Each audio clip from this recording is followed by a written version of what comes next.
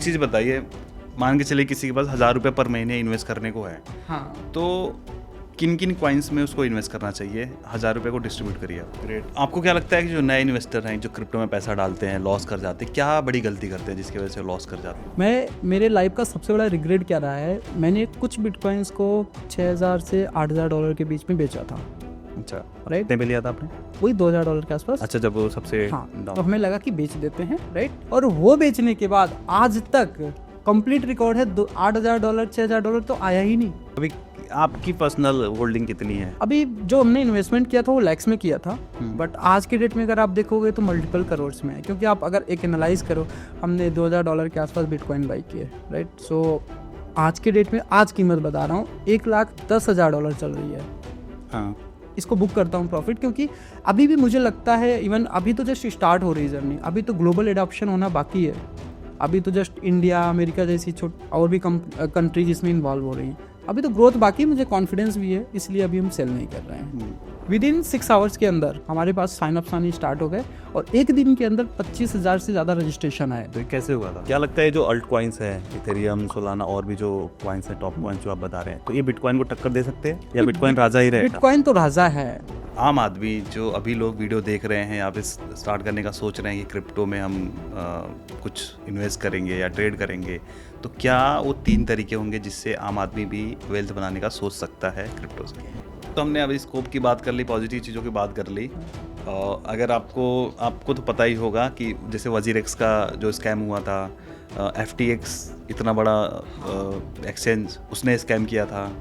और वजीरेक्स में तो मेरे खुद के पर्सनली मेरे पैसे फंसे हुए हैं, अभी विड्रॉ ही नहीं कर पा रहा हूँ मैं, और मुझे लगता है कि विड्रॉ होंगे भी नहीं। क्या भरोसा कि आगे चल के ये चीज़ें ना हो, कोई स्कैम ना हो या कोई हैक ना हो। जैसे रिसेंटली कॉइन बेस का भी हैक हुआ था कुछ, बिटकॉइन का था, आई थिंक डेटा ब्रीच था, और बाइबिट का हैक हुआ था रिसेंट में, है ना।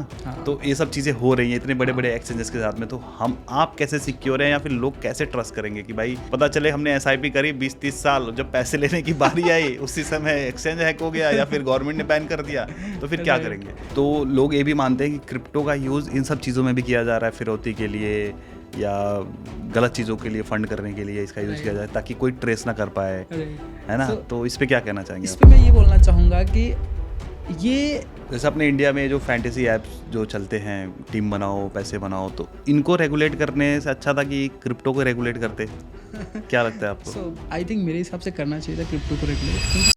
नमस्ते दोस्तों, स्वागत है आपका एक और शानदार एपिसोड में। दोस्तों, आज का जो एपिसोड होने वाला है क्रिप्टो के अराउंड। क्रिप्टो का नाम सुनते ही लोगों के मन में चलता है कि भाई स्कैम हो जाएगा, हमारे पैसे गायब हो जाएंगे, बहुत सारी चीज़ें लोगों के माइंड में नेगेटिव आने लगता है।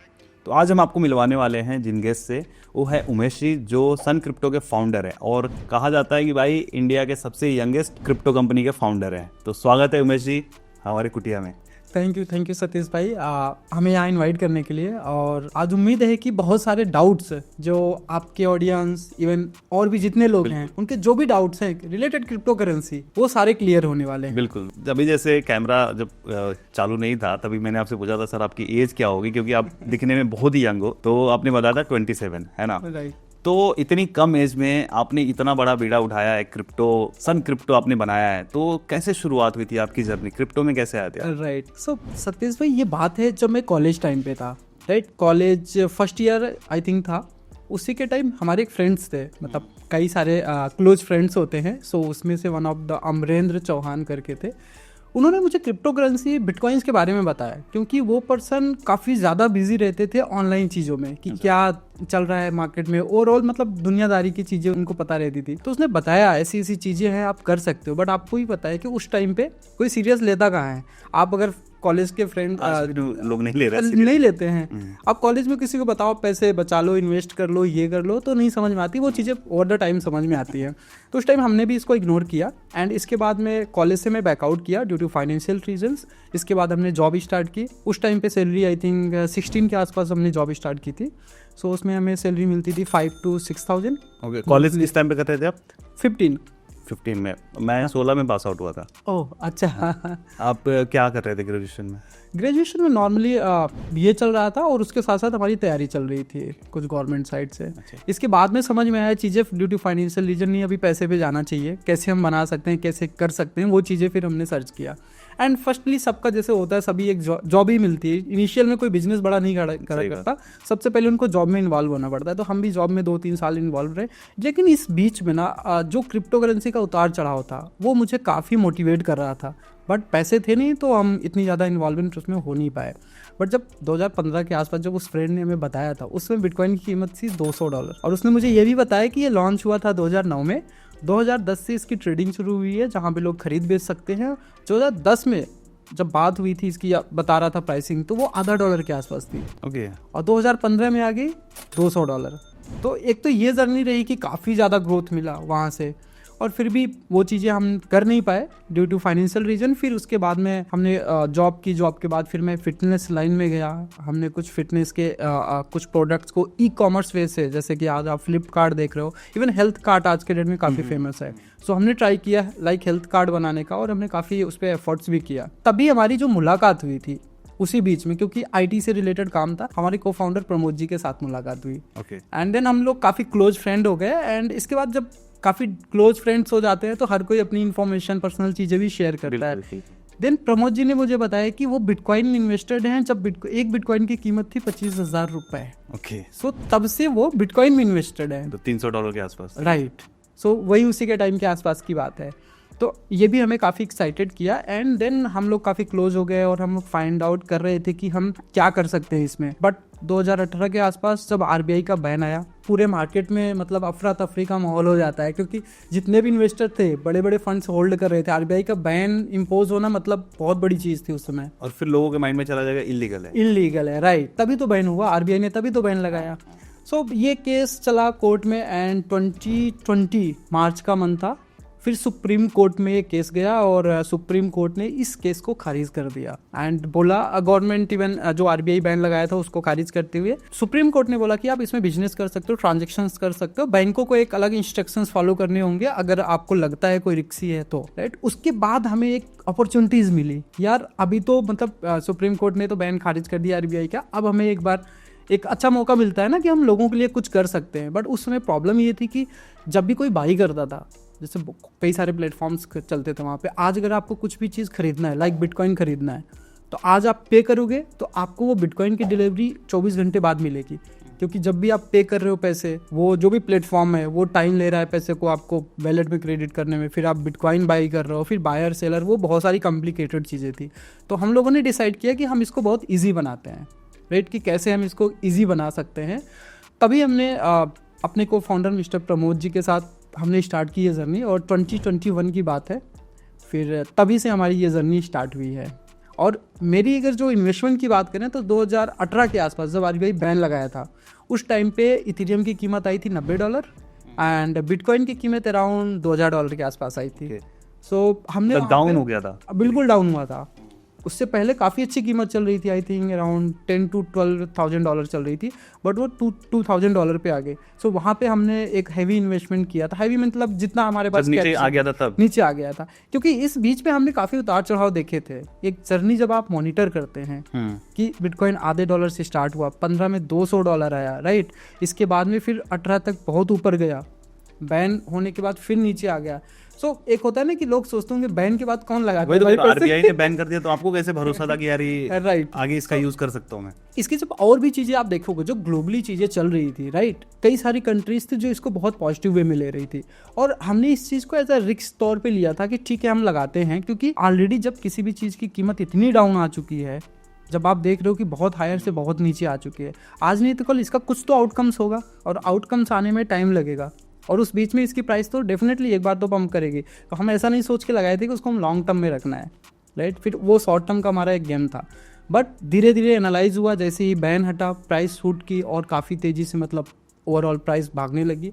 और फिर उस टाइम के बीच में हमने सेलिंग जो थी थोड़ी बहुत की थी, क्योंकि कुछ दोस्तों से पैसे लिए तो वो सेल करके उनको वापस कर दिया। बाकी जो उधार लेके लिया था वो एक कॉन्फिडेंस में जो बन गया था, मतलब एक अभी भी बहुत कॉन्फिडेंस है। मतलब हम अपना अभी अगर हमारे पास कोई भी बिटकॉइन से इथेरियम होता है, मैं सेल नहीं करता, ट्राई करता हूँ जितना खरीद सकूँ उतना खरीदता हूँ। इवन मेरी एसआईपी भी चलती है। अच्छा, मेरी जो इंडिविजुअल अर्निंग्स होती है उसकी भी एसआईपी हमने लगा रखी है, तो आज भी वो चल रही, मतलब हमारी बाइंग तब से चल रही है और आज भी बाइंग चल रही है। सेलिंग का तो कोई ज्यादा होल्ड करके रखा हुआ आपने? होल्ड करके रखा। तो जब जैसे बिटकॉइन जब ऑल टाइम हाई जाता है, जैसे अभी बीच में 1,11,000 तक गया था डॉलर, तो उस टाइम पे नहीं सोचा कि थोड़ा बुक कर देता हूँ? नहीं सोचा। रीज़न बताता हूँ। मेरे लाइफ का सबसे बड़ा रिग्रेट क्या रहा है, मैंने कुछ बिटकॉइंस को 6,000 से 8,000 डॉलर के बीच में बेचा था। अच्छा, राइट। कितने पे लिया था आपने? वही 2,000 डॉलर के आसपास। अच्छा, जब वो सबसे हाँ, down। तो हमें लगा कि बेच देते हैं, राइट। अगेन अगर डाउन आएगा तो हम एक्यूमुलेट कर लेंगे, अगेन पोर्टफोलियो में ले लेंगे। और वो बेचने के बाद आज तक कंप्लीट रिकॉर्ड है 8,000 डॉलर 6,000 डॉलर तो आया ही नहीं। उसको बेचने के बाद सीधा वो गया 18,000 डॉलर, उसके बाद फिर सीधा 30, 40, 70 गया। 70 के बाद जब वापस नीचे आया तो सिर्फ 16,000 डॉलर तक ही आया। ये बेचने के बाद मुझे बहुत ज़्यादा रिग्रेट हुआ कि अगर ये इतनी होल्डिंग्स में अगर रखता आज के डेट में तो मतलब कई करोड़ होते, बट नहीं, उसमें तो हमने बेच दिया। अभी आपकी पर्सनल होल्डिंग कितनी है? अभी जो हमने इन्वेस्टमेंट किया था वो लैक्स में किया था, बट आज के डेट में अगर आप देखोगे तो मल्टीपल करोड्स में है। क्योंकि आप अगर एक एनालाइज करो, हमने 2,000 डॉलर के आसपास बिटकॉइन बाई किए, राइट। सो आज के डेट में, आज कीमत बता रहा हूँ, 1,10,000 डॉलर चल रही है। हाँ। सो आप अगर देखेंगे तो 50 टाइम्स, मतलब 50x जिसको हम लोग बोलते हैं, 50 गुना, उतनी ज़्यादा ग्रोथ है। तो एक बहुत हैवी ग्रोथ है हम बोल सकते हैं। बट इवन फिर भी मैं नहीं इसको बुक करता हूँ प्रॉफिट, क्योंकि अभी भी मुझे लगता है, इवन अभी तो जस्ट स्टार्ट हो रही जर्नी, अभी तो ग्लोबल एडॉप्शन होना बाकी है। अभी तो जस्ट इंडिया, अमेरिका जैसी और भी कंट्री जिसमें इन्वॉल्व हो रही हैं। अभी तो ग्रोथ बाकी, मुझे कॉन्फिडेंस भी है, इसलिए अभी हम सेल नहीं कर रहे हैं। और आपने सन क्रिप्टो स्टार्ट करने से पहले कोई और बिजनेस नहीं किया था? नहीं, हमने किया था। हमने जॉब की फर्स्ट, सेकंड जो हमने आपको बताया ई कॉमर्स जो हमने स्टार्ट किया। हाँ, सो उसमें भी मुझे लगभग सक्सेस मिली थी। ड्रॉप शिपिंग या फिर ब्रांड बना के आपने किया था? नहीं, ब्रांड नहीं, हमारा खुद का एक एप्लीकेशन था। Okay, right.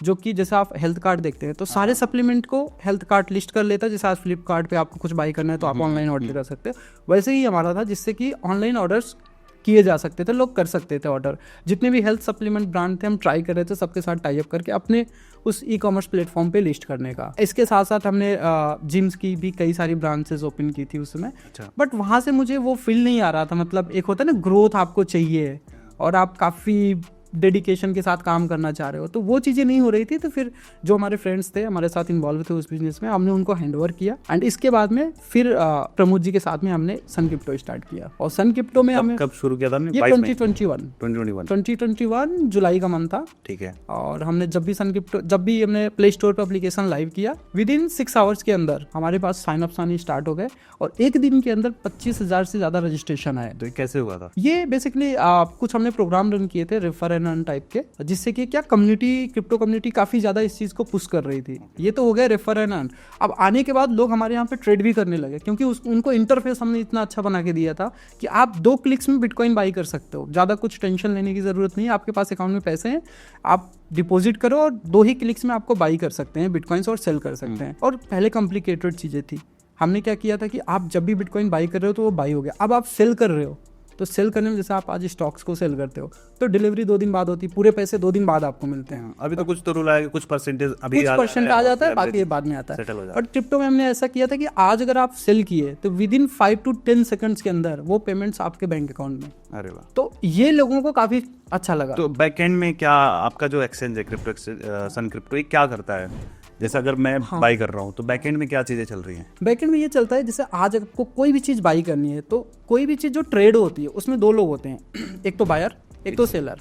सो अगर आप किसी चीज़ को बाई करना चाह रहे हो, दैट मीन्स कि कोई ना कोई सेलर आपके पास होना चाहिए प्लेटफॉर्म पे, तभी होता है। और ये कॉम्प्लिकेटेड चीज़ें लोगों को समझ में नहीं आती। और अगर आपको आज कुछ बाई करना है, आपको तब तक वेट करना पड़ेगा जब तक सेलर नहीं आ जाता। तो सन क्रिप्टो ने इसको ईजी कर दिया। आप बाई करो, आपको सेलर नहीं है, कोई बात नहीं है। हमारे बैकएंड में बहुत सारे multiple applications and multiple exchanges involve रहते हैं। अगर हमारे पास सेलर नहीं, कोई बात नहीं है। जो कोई किसी अदर के पास सेलर है, हम उसको एग्जीक्यूट करके with in seconds, micro seconds में ये ट्रांजेक्शंस हो जाती है। ओके, बताओ अगर हमारे एक्सचेंज पे कोई सेलर नहीं है, हम किसी और एक्सचेंज के सेलर से वो उनको सेल वो APIs के थ्रू होता है, वो हमारा कंप्लीट टेक है। ठीक है। मतलब इसमें हम बेस्ट प्राइस भी आपको दे सकते हैं। सपोज आप बाई करने आ रहे हो, X एक्सचेंज पे प्राइस है 90 lakhs, Y एक्सचेंज पे आपकी प्राइसिंग है 88.9 लाख समथिंग। सो हम ट्राई करते हैं कि जो कम रेट में सेल कर रहा है, राइट, उससे आपकी बाइंग मैच करा दें। सो ये सारी चीज़ें बैकएंड में होती है। यूज़र को सिर्फ दिखता है उसने 10 लाख रुपए का बाई किया, सो 10 lakhs की BTC जितने मिल रहे हैं एक्चुअल, वो उसके वॉलेट में क्रेडिट हो गए with in seconds.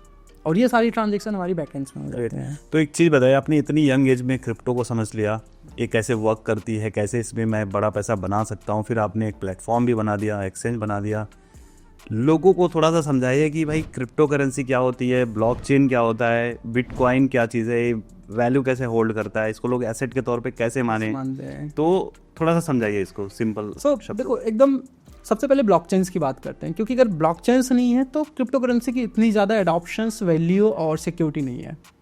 So blockchains हम बोलते हैं ब्लॉक एंड चेन्स, छोटे छोटे ब्लॉक्स आपस में कनेक्टेड होते हैं जिसको हम ब्लॉकचेन्स बोलते हैं, और उन ब्लॉक्स में एक सॉर्ट ऑफ इंफॉर्मेशन स्टोर होती है, ट्रांजेक्शन्स के रिकॉर्ड्स स्टोर होते हैं। एक एग्जांपल में देखता हूँ, जैसे आप बैंक में कभी ट्रांजेक्शन्स करते हैं तो सारा रिकॉर्ड्स किसके पास होता है, बैंक, और बैंक के सॉफ्टवेयर में होता है। बट बैंक जब चाहे उसको मॉडिफाई कर सकता है क्योंकि वो उसके कंट्रोल में है। जब चाहे आपके अकाउंट को फ्रीज कर सकता है, जब चाहे रिकॉर्ड को चेंज कर सकता है। मेरा भी एक अकाउंट फ्रीज हुआ पड़ा है किसी और रीजन से। तो ये सारी चीज़ें बैंक के कंट्रोल में होती है और बैंक इसको मॉडिफाई कर सकता है। बट ब्लॉकचेन्स में जो ट्रांजैक्शन एक बार रिकॉर्ड हो गया, अब उसको कोई भी चाह कर भी, इवन कोई हैक करके किसी भी तरह से उसको मॉडिफाई नहीं कर सकता। यही ब्लॉकचेन्स की जो खासियत है, आज इसको बहुत ही स्ट्रांग बना रही है। और अब जब ट्रांजैक्शंस बिटकॉइन की बात करते हैं, इवन क्रिप्टो की बात करते हैं, तो जो भी क्रिप्टो ट्रांजैक्शंस हैं या जो भी क्रिप्टो इश्यूज होते हैं वो ब्लॉकचेन्स पे होते हैं। इससे क्या होता है, एक ट्रस्ट बनता है। जब एक ऐसी टेक्नोलॉजी जिसको कोई मॉडिफाई नहीं कर सकता, चेंज नहीं कर सकता, राइट, अगर उस चीज़ पे कोई भी चीज़ रन कर रही है, जैसे क्रिप्टो करेंसीज है, तो इसको भी कोई चेंजेस या कोई हैक्स नहीं कर सकता। आज आप देखेंगे बिटकॉइन की जो सप्लाई है वो 21 मिलियन है। 21 तो आज से है नहीं बिटकॉइन को आई थिंक 15 ईयर हो गया। आज तक इसके रिकॉर्ड्स में कभी चेंज नहीं हुआ क्योंकि ये ब्लॉकचेन टेक्नोलॉजी में है। और 21 मिलियन तो 21 मिलियन, इससे ज़्यादा ना हो सकता है ना ही कम हो सकता है।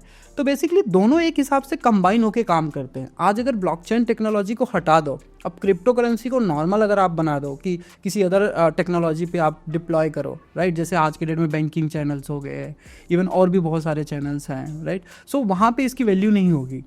तो आज अगर बिटकॉइंस या क्रिप्टो करेंसीज की वैल्यू है, लोग इस पर ट्रस्ट कर रहे हैं, उसका रीज़न ये है कि ये ब्लॉकचेन टेक्नोलॉजी पे है और ये किसी के कंट्रोल में नहीं है। आज अगर बिटकॉइन को कोई चाहे कि मैनिपुलेट कर दे, 21 मिलियन से इसको 50 मिलियन बना दें, वो पॉसिबल है नहीं। दैट्स वाई कि बड़ी बड़ी कंपनीज आज इस चीज़ पे ट्रस्ट कर रही हैं। आप जैसे एक एग्जांपल में ले लेते हैं कि अगर आपको कार चलानी है तो पहिए तो होने चाहिए ना, उसके जो व्हील्स होते हैं वो तो होने चाहिए। अगर व्हील्स ही नहीं है तो फिर कार कैसे चलेगी? Same like blockchains and crypto currencies. Okay, तो बिटकॉइन जो है उसका यूज केस क्या है, क्या यूज करेंगे उसका? राइट, ये एक अच्छा सवाल है मेरे हिसाब से, क्योंकि बहुत लोग सोच रहे होंगे बिटकॉइंस की इतनी बार नाम लिया जा रहा है, होता क्यों है, होता क्यों है, बनाया क्यों है, क्या पर्पज है इसका, है ना। तो इसमें एक सिंपल से वे में समझते हैं, जो बिटकॉइंस है, राइट, इसको अभी मैं बात करता हूँ कि करंट सिनेरियो क्या चल रहा है, फिर बैक में जाते हैं हम। तो अभी इसको as a store of value देखा जा रहा है, राइट। जैसे हम गोल्ड को खरीदते हैं, अगर पहले से आप देखेंगे हमारे फादर्स, ग्रैंडफादर्स, वो लोग गोल्ड में बहुत ज़्यादा पैसे डालते थे। वो क्यों डालते थे? क्योंकि उनको पता है कि जो हमारे पास कैश पड़े हैं या पैसे पड़े हैं उसको गोल्ड में डालेंगे तो प्राइस क्या होगा, एप्रिशिएट होगा, उसकी कीमत बढ़ेगी। तो आगे चल के 10 साल बाद, 5 ईयर बाद हमारे पास एक पैसे होंगे जो कि बढ़े हुए पैसे होंगे। सो ये एक हिसाब से जब भी कोई भी चीज़ को आप खरीदते हो तो आप उससे एक एक्सपेक्टेशन रखते हो कि इसमें अगर हम पैसे डाल रहे हैं तो हमारी वैल्यू एप्रिशिएट होगी, राइट। सो बिटकॉइंस को आज अगर हम देखें तो बिटकॉइंस में लोगों का जो अभी ग्लोबली जो अभी इन्वायरमेंट चल रहा है वो ये चल रहा है कि इसको as a digital gold consider कर रहे हैं। ओके, क्योंकि इसमें पैसे तो एक बार लगाने से तो प्राइस अप्रिशिएशन हो रहा है, लेकिन इसकी सप्लाई लिमिटेड है। आज अगर आप गोल्ड की बात करो तो गोल्ड की सप्लाई लिमिटेड नहीं है। जब भी कहीं पे गोल्ड की मिलते हैं तो गवर्नमेंट तो इसमें माइनिंग स्टार्ट कर देगी, फिर मार्केट में आने चालू हो जाते हैं। और इवन आज तक कोई पता भी नहीं लगा पाया ना कि गोल्ड की कितनी सप्लाई है। मे बी शायद ऐसी भी पूरे अगर आप देखें तो अर्थ पे कहीं ना कहीं तो ऐसा होगा ना कि गोल्ड भी बहुत बड़े मात्रा में होंगे। जिस दिन उसकी फाइंडिंग्स हो जाएगी तो गोल्ड की सप्लाई तो इंक्रीज हो गई बहुत ज़्यादा, तो कीमत कम हो जाएगी। तो जब किसी भी चीज़ की सप्लाई लिमिटेड होती है और डिमांड बहुत ज़्यादा हो तो उसकी कीमत ऑटोमेटिक बढ़ती है। सेम वो बिटकॉइन के साथ हुआ। तो लोग आज इसको एज ए ट्रस्ट और as a store of value देख रहे हैं। आप एक कंपनी का नाम बताता हूँ, अमेरिका की एक कंपनी माइक्रो स्ट्रेटजी, उसके पास में 6 लाख बिटकॉइन है। ओके, मतलब कई बिलियंस डॉलर के। और उसकी आप स्ट्रेटजी अगर आप देखेंगे तो उसने खरीदना स्टार्ट किया था 60 या 70,000 डॉलर के आसपास। बिटकॉइन नीचे आ गया $30,000 पर, फिर भी खरीदा, 20 पे आ गया, फिर भी खरीदा, $16,000 आ गया, फिर खरीदा। उसके बाद जब प्राइस बढ़ने लगी इवन तब तक खरीदता गया और आज उसके पास 6 लाख से ज़्यादा बिटकॉइन है।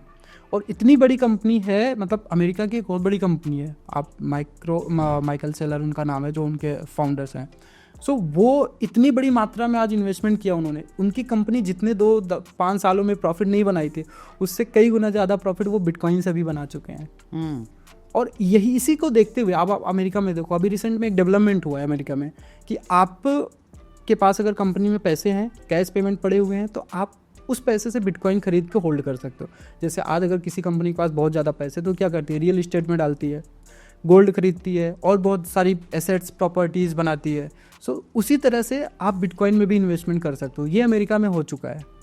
और इवन अमेरिका में ये भी अभी आ गया है, एक बिल साइन हुआ है जहाँ पे कि अगर आपके पास क्रिप्टो करेंसी है तो आप क्रिप्टो करेंसी को बैंक को दो, बैंक आपको लोन दे देगा। ओके। और एक चीज़ ये भी है कि इसको ट्रांसफ़र करना ईजी है, राइट। अभी 10 टन सोना है, हाँ, तो 10 टन सोना को ट्रांसफ़र करना अमेरिका तो बड़ा मुश्किल हो गया। हाँ, लेकिन अगर 10 टन के बराबर का वैल्यू का बिटकॉइन है तो यहाँ से भाई चला जाता है। और ये बिटकॉइन का जो यूज केस बढ़ा वो इसीलिए बढ़ा है कि आप किसी भी करेंसीज को, गवर्नमेंट की कोई भी करेंसी हो, चाहे US डॉलर ले लो, आप रुपीज़ ले लो, इवन दुबई की करेंसी को दिरहम ले लो, आप किसी भी करेंसीज को एक कंट्री से दूसरी कंट्री में ट्रांसफ़र करने के लिए बहुत सारे मिडल मैन्स की ज़रूरत पड़ती है। लाइक बैंक के बाद फिर RBI का अप्रूवल लेना होगा। अगर आप INR को भेज रहे हो US डॉलर में कन्वर्ट करके, तो बहुत सारे कॉम्प्लिकेटेड है, तो वहाँ पे आपको बहुत सारे चार्जेस पे करने पड़ते हैं। इवन मेरा एक दोस्त है जो बाहर काम करता है, कई बार पैसे भेजता है तो वो बोलता है भाई 2 to 5% के हमें चार्जेस पे करने पड़ते हैं। अगर किसी ने 1 करोड़ भेजा तो 5 लाख 2 लाख के चार्जेस पे करने पड़ते हैं।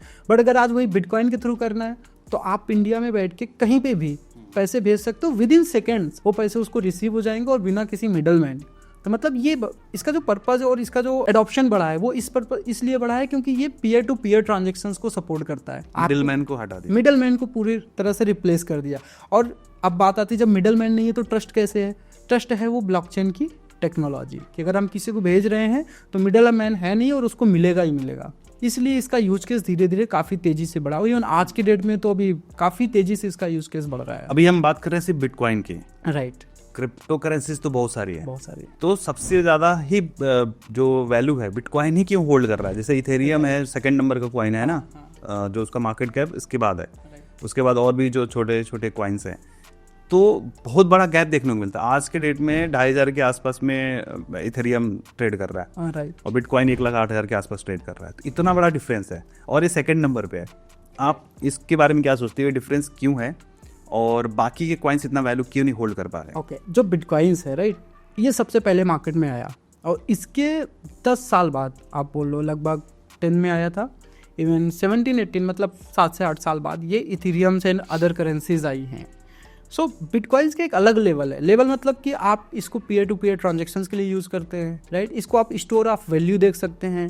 स्टोर ऑफ वैल्यू में ये जो हम बात कर रहे हैं बार बार, स्टोर ऑफ वैल्यू ये होता है कि आप किसी भी चीज़ में आप पैसे डाल रहे हो तो उसकी प्राइस एप्रिसिएशन होनी चाहिए ओवर द टाइम, कितना वो बढ़ रहा है, कितना रिटर्न्स आपको दे रहा है, लाइक स्टॉक या अदर। इथेरियम एक डिफरेंट टेक्नोलॉजी पे काम करता है, उसकी टेक्नोलॉजी अलग है। आपको कोई भी डिसेंट्रलाइज्ड मतलब किसी के कंट्रोल में ना हो। आपको अब देखो, एक एग्जांपल देता हूँ आपको। बैंक है, बैंक तो बैंक के कंट्रोल और RBI के कंट्रोल में, लेकिन अगर आपके पास कुछ एसेट्स है लाइक बिटकॉइन या कुछ और है, अगर उसके बदले आपको लोन चाहिए तो आप किसी मिडल मैन को हटा के डायरेक्टली इथेरियम की ब्लॉकचेन पे बहुत सारे DeFi जिसको बोलते हैं, DeFi फाइनेंस, उस पर आप बिटकॉइंस को रख के उसके बदले लोन ले सकते हो। किसी मिडल मैन की ज़रूरत नहीं है। अच्छा। तो ये एक स्मार्ट कॉन्ट्रैक्ट टेक्नोलॉजी पे काम करता है इथेरियम, और इस टेक्नोलॉजी को बहुत सारे रियल यूज केस में लिया जा रहा है। तो इनकी वैल्यू जो है ये बाद में आए हैं और इनकी वैल्यू धीरे धीरे बढ़ रही है। बट आने वाले टाइम में जो टॉप की करेंसीज हैं, लाइक बिटकॉइन तो है ही राजा, उसके बाद जैसे आपने बताया इथेरियम है,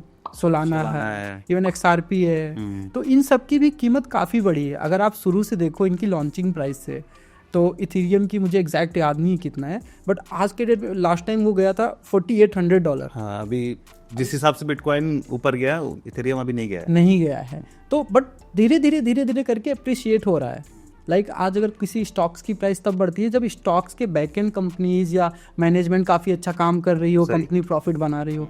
तो सेम लाइक इथेरियम में धीरे धीरे करके इसमें डेवलपमेंट हो रही है। तो हम जो आम जनता है वो कैसे इनके यूज़ केसेस को समझेगी कि भाई इसका यूज़ क्या है, इथेरियम का जैसे आपने समझाया या बिटकॉइन का जो आपने समझाया कि क्यों वैल्यू होल्ड कर रहा है, सोलाना क्या किस प्रोजेक्ट पे काम कर रहा है।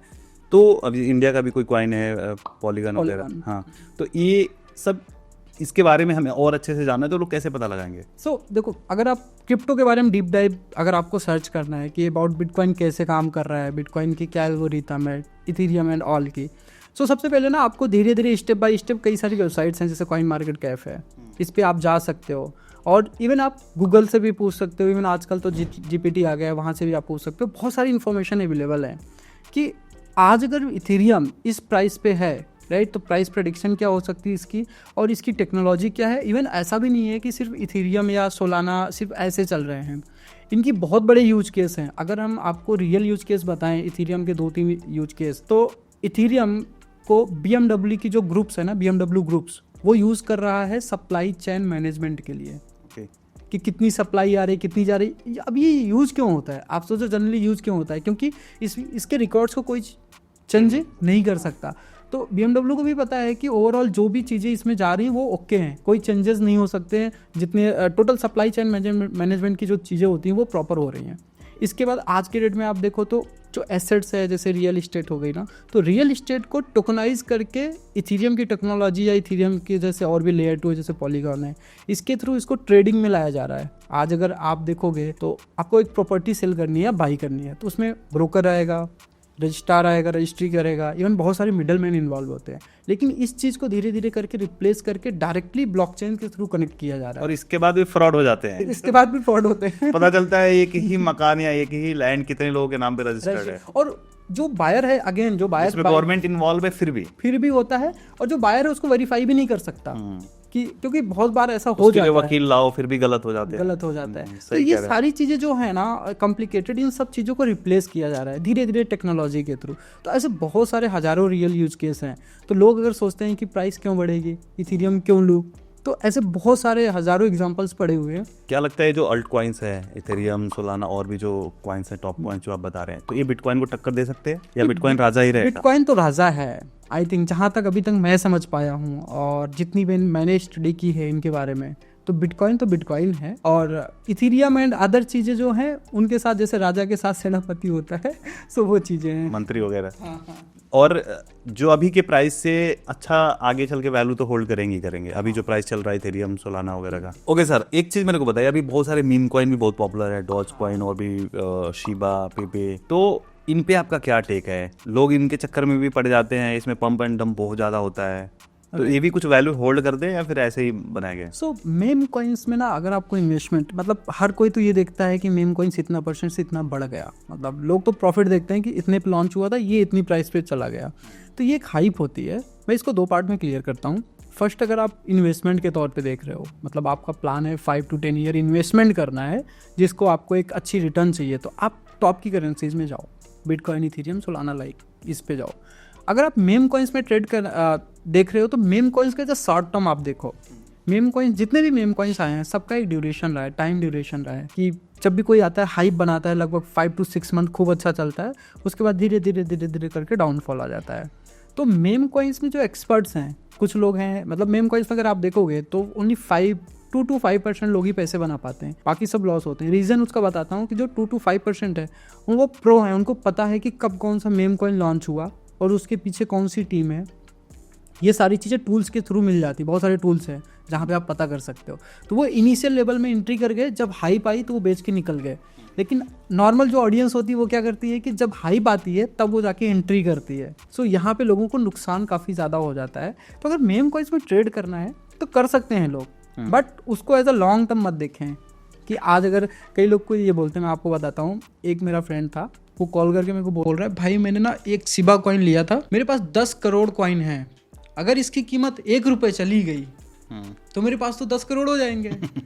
मैंने बोला भाई ऐसी बात नहीं है, रीज़न उसका बताता हूँ। जो ये इतने नंबर्स ऑफ कॉइन्स होते हैं, इतना जाना पॉसिबल नहीं है, क्योंकि इतना जाने के लिए उसको बिटकॉइन को भी टेक ओवर करना पड़ेगा, उसके आगे जाना पड़ेगा, जो कि इतना पैसा, ट्रिलियंस ऑफ डॉलर पैसा आना एक मेम एक कॉइन्स meme में coin में वो मुश्किल है। पॉसिबल नहीं है, क्योंकि कोई टेक्नोलॉजी होल्ड कर रही है ना कोई चीज़ है। बट लोगों का ये मिथ होता है कि 10 करोड़ कॉइन है, आज नहीं तो 10 साल बाद, चलो 10 नहीं तो 20 साल बाद ये बहुत 1 सही रुपये चीज़ चला बताई आपने। जाएगा। तो ये 1 रुपये नहीं जाएगा, उल्टा उसकी कीमत बहुत नीचे आने वाली है। तो आप मतलब एक होता है ना गार्बेज टाइप की चीज़ों को अपने बैग में मत रखो, एक सॉलिड कॉइन्स रखो, वो बेटर है। इन कॉइन्स को लिस्ट कैसे करते हैं एक्सचेंजेस पे? राइट। सो जैसे सभी एक्सचेंजेस का एक अलग अपनी पॉलिसी होती है, रूल्स होते हैं। सो जैसे सन क्रिप्टो हम बात करें तो सन क्रिप्टो जनरली लोगों के माइंड में इसलिए भी ज़्यादा लाइक लोग करते हैं कि हम बहुत जल्दी क्रिप्टो करेंसीज को अपने प्लेटफॉर्म पे लाते हैं, जिससे कि अर्ली स्टेज में इन्वेस्टर को एक इन्वेस्टमेंट करने का मौका मिलता है। राइट।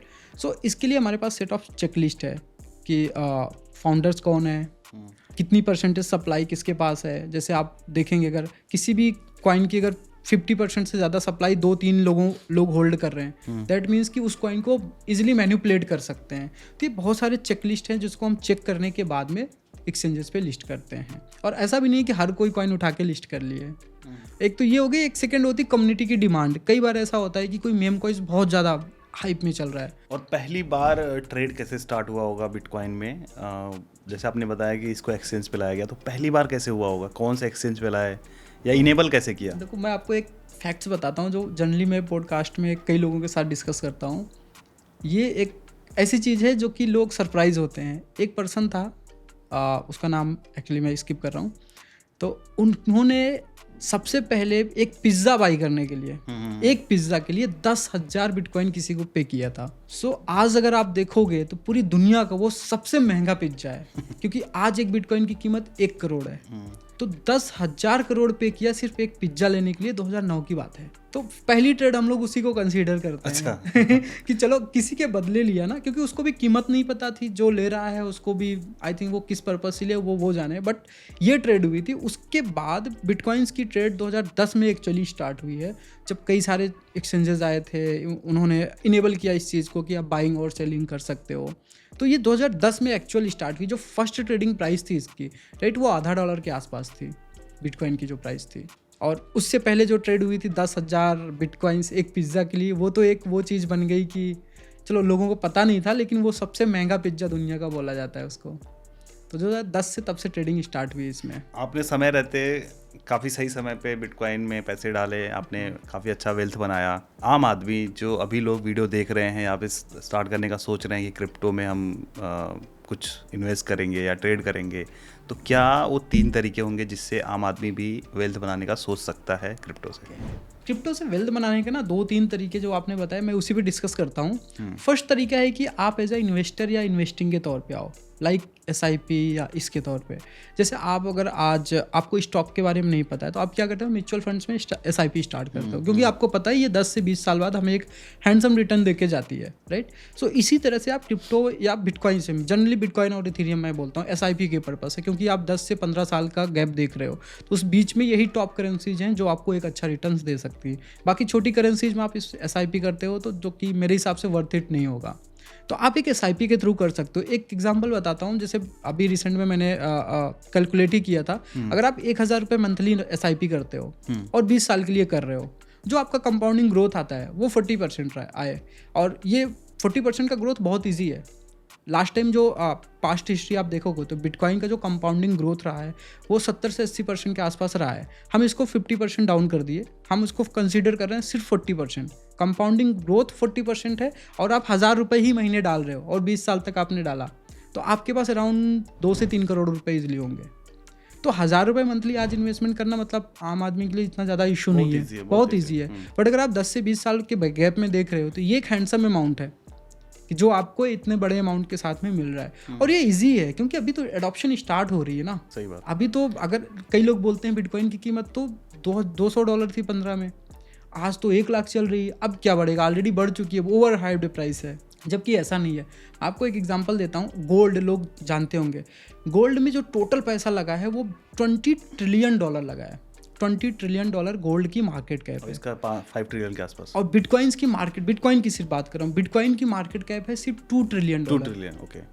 सो अगर आज गोल्ड का पैसा सिर्फ 10% पैसा गोल्ड से निकल के सिर्फ बिटकॉइन में आ जाए तो बिटकॉइन की कीमत यहाँ से तो सीधा डबल हो जाएगी। सीधा $2 लाख के आसपास जाएगी। और ये कोई मतलब ये सरप्राइज वाली बात नहीं है, इजीली हो सकता है। आज जितनी बड़ी बड़ी कंट्रीज है जैसे अमेरिका एंड और भी बड़ी कंट्रीज अपने रिजर्व में गोल्ड को रखती हैं, क्योंकि जब वो डॉलर प्रिंटिंग करती हैं तो उसके रिजर्व में गोल्ड होता है, राइट। सो जो गोल्ड की रिजर्व को रिप्लेस करना अगर स्टार्ट कर दिया अमेरिका ने और उसको बिटकॉइन में कन्वर्ट करना शुरू कर दिया तो कितना बड़ी चीज़ हो सकती है। और इवन ये चीज़ मैं ऐसे नहीं बोल रहा हूँ, ये न्यूज़ आ चुकी है कि अमेरिका इस चीज़ के बारे में कंसिडर कर रहा है। 2 लाख बिटकॉइन डॉलर रखता भी में है, रखा हुआ है। हाँ। और अभी ये चीज़ वो कंसीडर कर रहा है ऑफिशियली कि गोल्ड के जो रिजर्व है उसको थोड़ा सा कम करके वो मूव करे वो बिटकॉइंस में। अगर सोचो अमेरिका जिस दिन ये कर दिया तो अमेरिका को तो हर कोई कंट्री फॉलो करती है लगभग, क्योंकि इकोनॉमिक जो है उसकी काफ़ी सॉलिड है। ये चीज़ जिस दिन हुई उस दिन बिटकॉइन की प्राइस को आप एक्सपेक्ट करो। अभी तो सिर्फ नॉर्मल इंडिविजुअल यूजर्स पैसे लगा रहे हैं। इवन चाइना भी तो रिजर्व होल्ड कर रहा है। चाइना तो बहुत ही स्मार्ट गेम प्ले करता है। चाइना तो कई बार बोलता है हम बैन कर रहे हैं, जबकि जितने बड़े बड़े crypto companies like Binance, like Bybit, like बहुत सारी कंपनीज है, वो सब चाइनीज तो हैंडल कर रहे हैं। तो चाइना तो सिर्फ गेम प्ले करता है कि हम बैन कर रहे हैं, जबकि ऐसा कुछ है नहीं। ऐसा न्यूज़ बना के प्राइस गिरा है। और पहले इम्पैक्ट होता था, पहले चाइना बोलता था हम बैन कर रहे हैं तो बिटकॉइन की प्राइस 5 to 7% डाउन हो जाती थी, इवन 10% डाउन होती थी। और आज अगर वो ट्वीट करता है या ऐसा कोई न्यूज़ आती है न्यूज़ मीडिया में तो कोई फ़र्क नहीं पड़ता, क्योंकि लोग मैच्योर हो चुके हैं। और जैसे ही ये डाउन आता है मार्केट तो इतनी बड़ी बड़ी कंपनीज पैसे डालने इवन कई लोग कहते हैं कि वॉर वगैरह जब चलता है तो ये सब मार्केट गिरता है, चाहे शेयर मार्केट हो या फिर क्रिप्टो मार्केट हो। बट इस वॉर से भी इतना फर्क नहीं पड़ा जो ईरान इजराइल वाला। राइट। सो ये क्या होता है, एक समय तक सारी चीज़ें इफेक्टेड होती हैं। किसी भी चीज़ को आप बार बार नहीं गिरा सकते, क्योंकि लोग समझ जाते हैं। अल्टीमेट आप देखो, जब पहली बार ऐसी वार की न्यूज़ आई थी तो बिटकॉइन लगभग 10% गिरा था, राइट। उसके बाद से बिटकॉइन फिर से जंप करके अपने लेवल पे आ गया। तो लोगों को ये चीज़ समझ में आ जाती है कि यार आज गिर रहा है मतलब शॉर्ट टर्म का गेम है, कोई मतलब टेंशन लेने वाली बात नहीं है, ये वापस रिकवर हो जाता है। और कई लोग तो वहाँ पे अपॉर्चुनिटीज़ भी देखते हैं। तो अभी आपने एक इन्वेस्टमेंट का तरीका बताया, सेकंड क्या बताया आपने? सेकंड में बता सकता हूँ ट्रेडिंग के लिए। जो लोग थोड़ा सा एक्सपर्ट हैं वो ट्रेड करके इसमें एक अच्छी हैंडसम अमाउंट बना सकते हैं, क्योंकि आजकल तो जैसे आप स्टॉक्स में ट्रेड करते हो तो एक इंट्राडे ट्रेड हो गई, फ्यूचर्स एंड ऑप्शंस हो गए, राइट। बट स्टॉक्स में क्या होता है कि आप एक टाइम ड्यूरेशन के बीच में ट्रेड करोगे, एक्सपायरी भी होती है उसमें। एक्सपायरी भी होती है सुबह 9 से लेके शाम को 4 बजे के बीच। लेकिन कभी आपको लगे कि मुझे 10 बजे रात को ट्रेड करना है, तो आप क्या करोगे, क्योंकि आपके पास एक्सेस ही नहीं है मार्केट का, तो आप नहीं कर सकते। बट क्रिप्टो में ये चीज़ नहीं है, क्रिप्टो 24/7 है। इवन जैसे सन क्रिप्टो में अभी हमने फ्यूचर्स ट्रेड भी ला दिए हैं, फ्यूचर्स ट्रेड भी लाइव हो चुका है, ऑप्शंस भी हम ला रहे हैं, नेक्स्ट मंथ तक आएगा। तो जब भी किसी इन्वेस्टर्स या किसी ट्रेडर को लगता है कि रात को 10 बजे ट्रेड करनी है, रात को 4 बजे ट्रेड करनी, कभी भी XYZ टाइम उसके हिसाब से कंफर्टेबल जिस टाइम पे वो है तब वो ट्रेड कर सकता है। तो ट्रेडिंग के लिए ये मतलब ये मार्केट टोटल 24/7 एक्सेसिबल हो गई है। तो ट्रेडिंग जिनको आता है वो भी एक अच्छी वेल्थ बना सकते हैं। मैं कई सारे ऐसे लोगों को जानता हूँ जो मंथली का लगभग 10 to 20% का रिटर्न बनाते हैं, वो भी एकदम रिस्क को मिनिमाइज करके। मतलब इतना ज़्यादा रिस्क नहीं लेते हैं कि छोटे छोटे कॉइन्स में जाएं। एक हैंडसम अमाउंट बिटकॉइन और इथेरियम में ही ट्रेड करते हैं, फ्यूचर एंड ऑप्शंस करते हैं, स्पॉट करते हैं, वो भी एक अच्छी इनकम बना रहे हैं।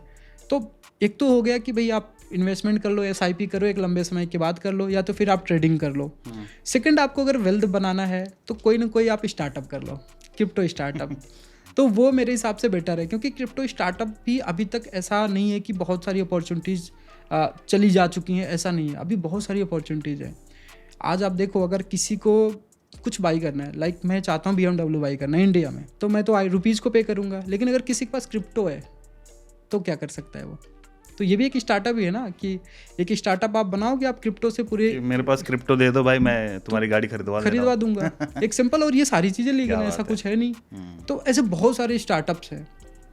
इवन किसी कोई मान लो कोई आपको बिटकॉइन दे रहा है और वो लोन लेना चाहता है, तो आप ऐसे ही स्टार्टअप बना लो, क्या दिक्कत है? आज के डेट में है ये सारी चीज़ें। आप दुबई जाओ, आप दुबई में प्रॉपर्टी खरीदना चाहो, क्रिप्टो पे करो, प्रॉपर्टी ले लो। दुबई में आपको कोई लंबोर्गिनी कार खरीदनी है आपको, तो आप बिटकॉइन पे करो, ले लो। मैं सिंगापुर लास्ट टाइम गया था और मैं ट्रेवल कर रहा था, जैसे उबर ओला इंडिया में चलते हैं, तो वहाँ पे मैं बुक किया कैब, और वहाँ पे एक कंपनी है AAA करके है। सो मुझे डायरेक्ट बिटकॉइन में पे करने का ऑप्शन मिला वहाँ पे। मतलब मैं डॉलर रुपीज़ कुछ नहीं पे किया, डायरेक्ट में जाके क्रिप्टो लोड किया उस वॉलेट में, 10, 20, $50, और डायरेक्ट मैंने कैब बुक कर ली। सो सोचो, अगर मेरे पास पैसे नहीं है, अगर मैं इंडिया से पैसे लेके नहीं गया, कार्ड लेके नहीं गया, और फिर भी मुझे वहाँ पे घूमना है, तो क्रिप्टो से कर सकते हैं।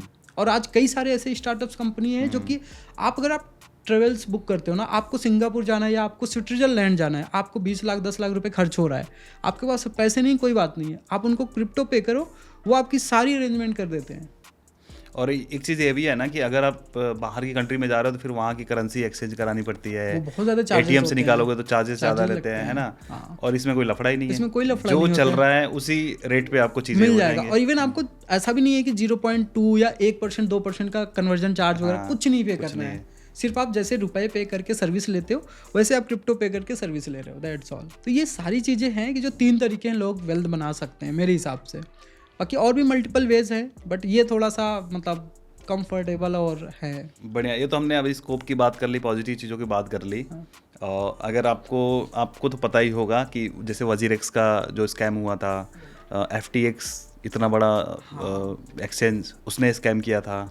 और वजीरेक्स में तो मेरे खुद के पर्सनली मेरे पैसे फंसे हुए हैं, अभी विड्रॉ ही नहीं कर पा रहा हूँ मैं, और मुझे लगता है कि विड्रॉ होंगे भी नहीं। तो लोग कैसे ट्रस्ट करेंगे अभी जो एक्सचेंजेस हैं, जैसे आपका सन क्रिप्टो है या फिर और भी जो एक्सचेंज हैं इंडिया में जो चल रहे हैं, कहा जाता है कि FIU रजिस्टर्ड हैं, गवर्नमेंट से अप्रूव्ड हैं, बट फिर भी लोगों को ट्रस्ट नहीं है कि क्या भरोसा कि आगे चल के ये चीज़ें ना हो, कोई स्कैम ना हो या कोई हैक ना हो। जैसे रिसेंटली कॉइन बेस का भी हैक हुआ था कुछ, बिटकॉइन का था, आई थिंक डेटा ब्रीच था, और बाइबिट का हैक हुआ था रिसेंट में, है ना। तो ये सब चीज़ें हो रही हैं इतने बड़े बड़े एक्सचेंजेस के साथ में, तो आप कैसे सिक्योर हैं या फिर लोग कैसे ट्रस्ट करेंगे कि भाई पता चले हमने SIP करी 20-30 साल, जब पैसे लेने की बारी आई उसी समय एक्सचेंज हैक हो गया या फिर गवर्नमेंट ने बैन कर दिया, तो फिर क्या करेंगे? सो देखो, ये जो फंड वाली चीज़ें है ना, जब से ये हैक हुआ है FTX का, उसके बाद से सभी एक्सचेंजेस ने एक मॉडल अपनाया है जिसको हम बोलते हैं POR, प्रूफ ऑफ रिजर्व। कि अगर कोई भी एक्सचेंज FTX के साथ हुआ तो क्या था, उनके पास जो भी पैसे होते हैं, जो भी FTX या वजीरेक्स, FTX की बात कर रहा हूँ, फिर वजीरेक्स की बात है। सो FTX के पास जो पैसे थे वो यूजर्स के पैसे को यूज कर रहा था अपनी वेल्थ और अपनी चीज़ों को बनाने में। सो जैसे आज बैंक के पास हमारे पैसे हैं, बैंक यूज कर सकता है, लेकिन उस पर RBI की निगरानी है, एक sort of amount he use कर सकते हैं, बाकी उसको रखना है। बट क्रिप्टो पे ऐसी कोई निगरानी थी नहीं, तो FTX उस पैसों को यूज किया कि कुछ खरीदने में, कोई नई कंपनी खरीदने किसी और एसेट में यूज कर, किसी और वे में यूज किया। सो जब लोगों को ये पता चली, लोगों ने पैसे विड्रॉ करना स्टार्ट किया। अगर आप देखो बैंक के पास सारे लोग पहुंच जाएं पैसे मुझे वापस, तो बैंक दे ही नहीं पाएगा, क्योंकि उसके पास पैसा है ही नहीं। तो FTX केस में भी वही हुआ कि वो पैसे नहीं दे पाया और बाद में उसको बंद करना पड़ा। तो ये तो हो गया कि फंड को मिसयूज कोई एक्सचेंज कर रहा है, तो इसके लिए आया POR, प्रूफ ऑफ रिजर्व। किसी भी एक्सचेंज के पास में अगर 500 करोड़ की क्रिप्टो करेंसी है तो वो बैकएंड में उसके पास है भी या नहीं। जैसे आज मैं बताऊं, सन क्रिप्टो की मान लो टोटल यूजर्स की लाइबिलिटी है, जो टोटल की क्रिप्टो यूजर्स की पड़ी हुई है हमारे पास में, वो एक एग्जांपल में 500 पड़ी है, 500 करोड़ की। तो 500 करोड़ की क्रिप्टो करेंसी हमारे पास एक्चुअल में किसी वैलेट में है भी या नहीं, इस चीज़ को हम बोलते हैं POR है। और ये ऑडिट होती है, बड़ी बड़ी फॉर्म, CA फॉर्म इस चीज़ की ऑडिट करती है, थर्ड पार्टी से ऑडिट होती है, इंटरनल ऑडिट नहीं होती, एक्सटर्नल ऑडिट हम लोग करवाते हैं। ये श्योर करते हैं कि जो भी एसेट्स हमारे पास, जो लाइबिलिटी है उसके बराबर हमारे पास रिजर्व है।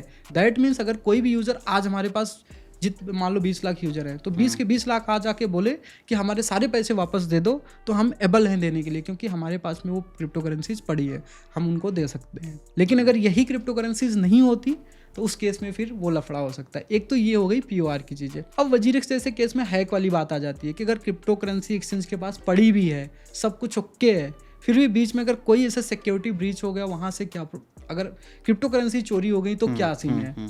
और ये एक बहुत ही इंपॉर्टेंट पॉइंट है। सो एक्सचेंजेस अलग अलग मेथड यूज़ करते हैं अपनी एसेट्स को सिक्योर करने के लिए। लाइक बाइनेंस का अलग मेथड होगा, शायद सन क्रिप्टो का एक अलग मेथड है कि हम कैसे क्रिप्टो करेंसीज को मैनेज करते हैं।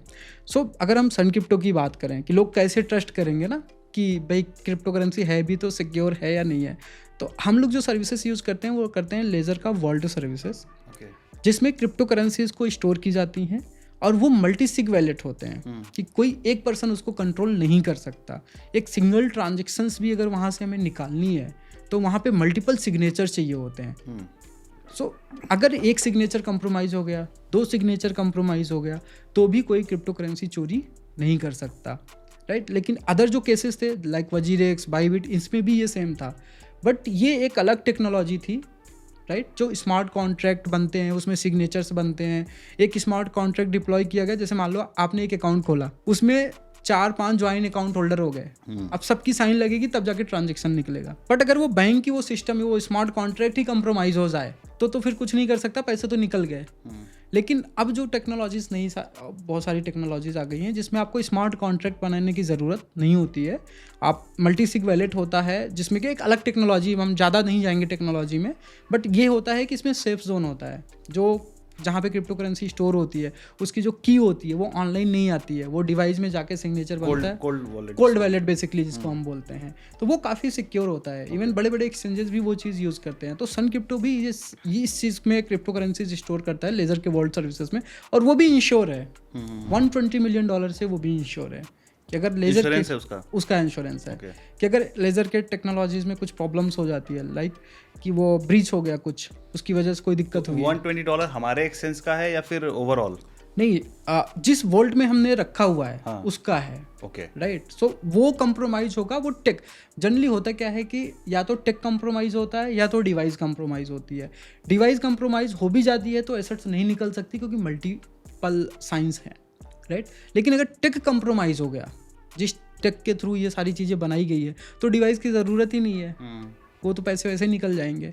तो वो टेक का इंश्योरेंस है कि अगर इसके थ्रू इस पूल में या जहाँ पे भी हम स्टोर कर रहे हैं अगर वो चीज़ें हैपेंस होती हैं तो ये हैं। देखो, बेस्ट प्रैक्टिस हम फॉलो करते हैं कि भाई जितना ज़्यादा यूजर्स की एसेट्स को सिक्योर कर सकें वो बेटर है हमारे लिए। और इवन आई थिंक इंडिया में ओनली वन एक्सचेंज है, सन क्रिप्टो, जो ये चीज़ें फॉलो कर रहा है। अच्छा। कई सारे एक्सचेंज है जो थर्ड पार्टी पे रिलाई करते हैं, कहीं और फंड रखते हैं। बट मैं मतलब किसी के बारे में गलत नहीं बोलता, बट ये है कि ये चीज़ें फॉलो करनी चाहिए। इवन हम लोग कर रहे हैं क्योंकि हम चाहते हैं कि यूज़र का ट्रस्ट हम पे बना रहे, क्योंकि आज अगर यूज़र का पैसे सेफ हैं, राइट, तो यूज़र आज नहीं तो कल हमारे पास तो ट्रेड करेगा ही करेगा। सो यूज़र की फंड की सिक्योरिटी फर्स्ट प्रायोरिटी है, प्लेटफॉर्म की सिक्योरिटी सेकंड प्रायोरिटी है हमारे लिए, थर्ड प्रायोरिटी है कि हम यूज़र्स को क्या सर्विसेज और अच्छी दे सकते हैं। और जो आपने बताया कोल्ड वॉलेट के बारे में, तो ऐसा तो जैसे मान लीजिए मैं SIP कर रहा हूँ या फिर बिटकॉइन मैंने लमसम खरीद लिया है, तो मैं भी तो उस बिटकॉइन को अपने कोल्ड वॉलेट में रख सकता हूँ। राइट, आप रख सकते हैं, है ना। सो बट जो नए लोग होते हैं उनके लिए चैलेंज होता है। चैलेंज इसलिए होता है कि जो आप कोल्ड वॉलेट आप बना रहे हो उसकी एक फेज़ मिलती है, 12 वर्ड या 24 वर्ड की एक फेज़ की होती है। अगर गलती से वो फेज़ की आपने कहीं पे खो दिया तो बर्बाद हो गया फिर। तो आपकी क्रिप्टो करेंसी, अगर आपकी डिवाइस जो है, जो हार्डवेयर वैलेट है कोल्ड वैलेट, वो भी अगर कहीं से कुछ भी दिक्कत में आ गया और की भी नहीं है आपके पास, सो उस केस में आपकी टोटल एसेट्स को आप कभी रिकवर नहीं कर सकते। इवन ऐसी न्यूज़ भी आई थी कि एक पर्सन के पास में कई सारे मिलियंस डॉलर की क्रिप्टो करेंसी थी, बट वो जब घर की सफाई होती है तो वो जो डिवाइस थी और जो की थी वो सब डाल दिया उसमें। मान लो वो नहीं डाला, किसी और ने डाल दिया, बट वो निकल गए और आज तक वो दोबारा रिकवर नहीं हो पाए, जबकि उसके पास बहुत ज़्यादा थी। आप एक न्यूज़ देखेंगे रिसेंटली, अभी उसने ऑपरेशन जहाँ पे वो कचरे वगैरह फेंकते हैं वहाँ पे सर्च ऑपरेशन चल रहा था कि मिल जाए उसकी एसेट्स, लेकिन वो सब नहीं मिलने के बाद में वो बंद कर दिया। तो ये चीज़ें होती हैं, बट नए यूज़र्स के लिए मेरे हिसाब से स्टार्ट करना चाहिए एक्सचेंज प्लेटफॉर्म से।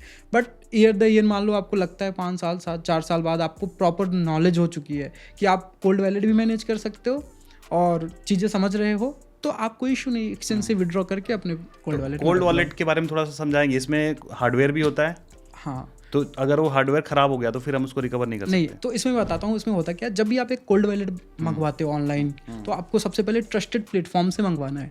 ऐसा नहीं कि कोई भी बेच रहा है आप वहाँ से खरीद लो। रिसेंट में एक केस हुआ था, मैं आपको बताता हूँ। एक पर्सन था जिसने हार्डवेयर वैलेट कोल्ड वैलेट मंगवाया, बट वो ट्रस्टेड सोर्स से नहीं मंगवाया, किसी अदर ऑनलाइन जाके मंगवा लिया। अब जैसे ही उसने उस कोल्ड वैलेट को सेटअप किया, अपनी क्रिप्टो करेंसी एक्सचेंज से ट्रांसफ़र की, उसमें उसकी क्रिप्टो करेंसी गायब हो गई क्योंकि वो ट्रस्टेड सोर्स से नहीं था। वो ऑलरेडी किसी का ये प्लान किया हुआ था कि ये वैलेट हम बेचेंगे, इसमें जो भी क्रिप्टो करेंसी कोई डालेगा वो निकाल लेंगे, उड़ा लेंगे। तो आप अगर मंगवा रहे हो तो एक ट्रस्टेड सोर्स से मंगवाओ, और उसके बाद सेटअप कर रहे हो तो प्रॉपर तरीके से सेटअप करो। और कभी भी उसकी की जो कोल्ड वैलेट की की होती है, फेस जिसको हम बोलते हैं, वो और डिवाइस एक जगह मत रखो। क्योंकि अगर मान लो आज मैंने यहाँ पे रख दिया की और डिवाइस, किसी भी कारण से किसी भी कुछ तरीके से मिस हैपनिंग हो गई तो मेरी डिवाइस भी गई और की भी गई। तो दोनों को अलग अलग पार्ट्स में रखो। अगर आप की रख रहे हो अपने घर में, राइट जी, तो आप डिवाइस ट्राई करो लॉकर में डाल दो, जिससे कि क्या होगा, यहाँ पे कुछ प्रॉब्लम होगी तो हमारी डिवाइस सेफ है, डिवाइस से मैं दोबारा उस एसेट्स को निकाल सकता हूँ। ग्रेट। आपको क्या लगता है कि जो नए इन्वेस्टर हैं जो क्रिप्टो में पैसा डालते हैं, लॉस कर जाते हैं, क्या बड़ी गलती करते हैं जिसकी वजह से लॉस कर जाते हैं? सो सबसे बड़ी गलती जहाँ तक मैं रियलाइज़ किया हूँ ना, कई सारे लोग इन्वेस्टमेंट करते हैं और नुकसान में मैक्सिमम जो नए अर्ली इन्वेस्टर्स होते हैं या जो यूजर नए नए आते हैं वो सबसे ज़्यादा नुकसान करते हैं। उसके पीछे यही रीज़न है कि टॉप पे बाई करना और लो पे सेल करना, ये एक सबसे बड़ी मिस्टेक्स होती है कि जब किसी भी चीज़ की हाइप चलती रहती है तो वहाँ पे यूजर्स को लगता है कि नहीं इसकी पोटेंशियल तो है, अभी ये इतना % बढ़ा है, यहाँ से इतना जाएगा, सो उस टाइम पे वो इंटर करते हैं। जबकि वहाँ पे उनको इंटर नहीं करना चाहिए, क्योंकि आप देखो कि अगर कोई कॉइन्स सबसे मान लो कोई कॉइन्स बॉटम से लेके 10,000% बढ़ गया, वहाँ से वो 100%, 50%, 30%, 20% नीचे आ गया, आपको क्या लग रहा है वहाँ पे खरीदना चाहिए? नहीं खरीदना चाहिए, क्योंकि आप नीचे देखो कि कितनी नीचे से ऊपर गया है, तो अभी तो गिरा ही कम है। तो लोग ये सारी चीज़ें एनालाइज नहीं करते हैं, उल्टा चीज़ करते हैं कि जब आपको नीचे रहता है बाई करना चाहिए तो आप वहाँ पे सेल कर देते हो, जब ऊपर बड़े इन्वेस्टर सेल करते हैं तो आप वहाँ पे बाई करते हो। ये गलती होती है, ये चीज़ हमेशा देखना चाहिए।